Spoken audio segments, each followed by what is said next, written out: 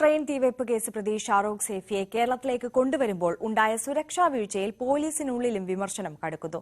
മതിയായ വാഹന സൌകര്യവും സുരക്ഷയും ഒരുക്കാത്തതാണ് ചർച്ചയാകുന്നത്. ഇനിയെങ്കിലും പോലീസിന്റെ വാഹന സൌകര്യം മെച്ചപ്പെടുത്തണമെന്നാണ് ആവശ്യം. നിലവിൽ ഇന്ധന പ്രതിസന്ധിയും കേരള പോലീസ് ഇന്നു മുതൽ പോലീസ് ഉദ്യോഗസ്ഥരുടെ വാട്സ്ആപ്പ് ഗ്രൂപ്പുകളിൽ സജീവ ചർച്ച ഷാരൂഖ് സേഫിയുമായുള്ള യാത്രയാണ്. പോലീസിനുള്ളിലെ പരാധീനത ചൂണ്ടിക്കാട്ടിയാണ് ഉദ്യോഗസ്ഥരുടെ വിമർശനം. സ്വന്തമായി നല്ല വാഹനമില്ലാത്തതുകൊണ്ടാണ് ഷാരൂഖ് സേഫിയെ കൊണ്ടുവരാൻ രത്നഗിരിയിലേക്ക് സ്വകാര്യ കാർ വിടേണ്ടി വന്നത്. യാത്രയിൽ മതിയായ സുരക്ഷയൊരുക്കാത്തതും വിമർശനത്തിനിടയാക്കുന്നു.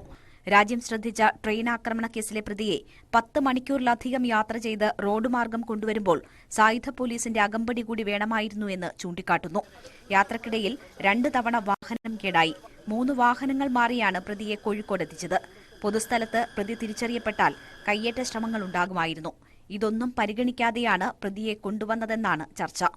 എല്ലാ വിമർശനങ്ങളും നീളുന്നത് ഉന്നത IPS ഉദ്യോഗസ്ഥരിലേക്കാണ്.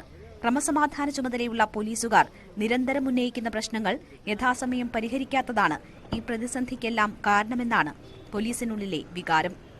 ന്യൂസ് 18 തിരുവനന്തപുരം.